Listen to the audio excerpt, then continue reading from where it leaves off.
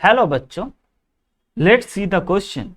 The question says, if the product of n matrices 1011 multiplied with 1021 multiplied with 1031 multiplied with up to 10n1 is equal to matrix 10378 1, then the value of n is equal to, first option says 26, second option 27, third option 377, fourth option 378। तो बच्चों इस question को solve करने के लिए हम लोग जिस की कॉन्सेप्ट का यूज करने वाले हैं, the key concept is multiplication of matrix. Multiplication of matrix का हम लोग यूज करने वाले। तो सबसे पहले बच्चों हमारे पास जो गिवन मैट्रिक्स है उसको मल्टीप्लाई किया गया है अप टू एन तक, यानी कि अगर सिर्फ पहले और दूसरे वाले मैट्रिक्स को मल्टीप्लाई करके कुछ पैटर्न ऑब्जर्व किया जाए, देन वी गॉट, अगर हम लोग सबसे पहले मल्टीप्लाई करें 101 यानी कि पहले और दूसरे वाले मैट्रिक्स को एंड कुछ पैटर्न ऑब्जर्व किया जाए तो वो बेस्ट अप्रोच होगा इस क्वेश्चन के लिए।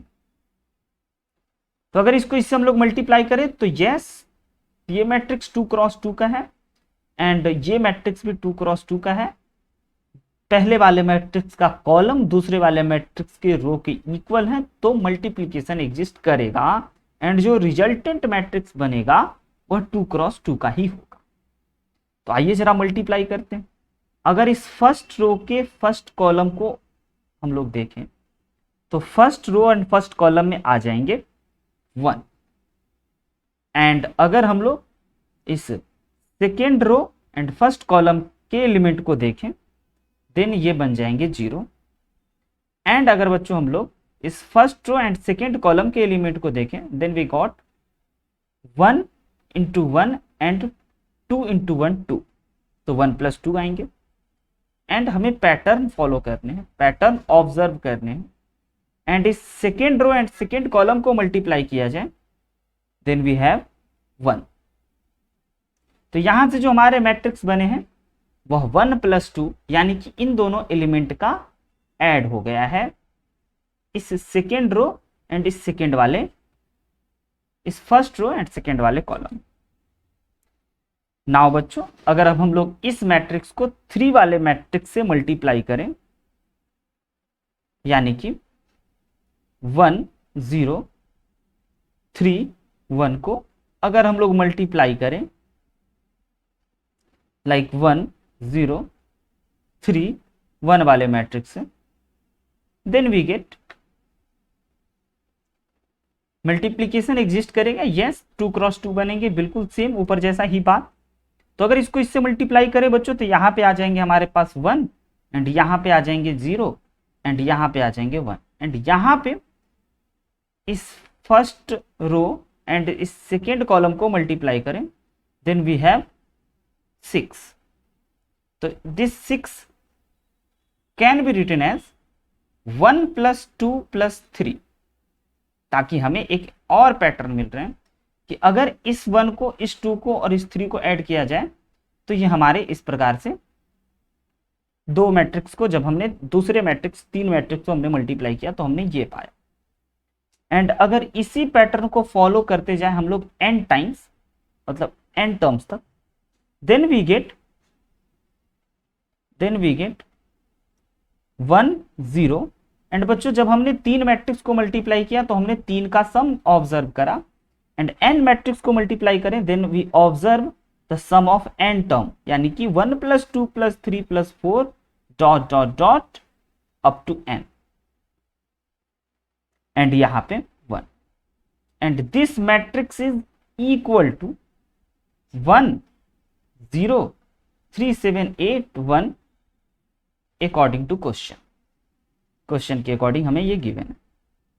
अब बच्चों इस मैट्रिक्स में हम लोग इक्वलिटी ऑफ मैट्रिक्स के कॉन्सेप्ट को अप्लाई करें तो this 1 + 2 + 3 dot dot dot n is equal to 3 7 8। क्योंकि यह दोनों मैट्रिक्स इक्वल हैं तो हम लोग फर्स्ट रो सेकेंड कॉलम के एलिमेंट को दूसरे मैट्रिक्स के first row and second column वाले एलिमेंट के साथ इक्वेट कर सकते हैं.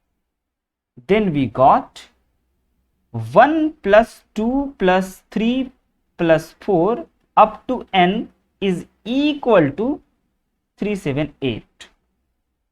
Now बच्चों, we know very well the sum of n terms is n into n plus 1 by 2 is equal to 378. This is the key concept again.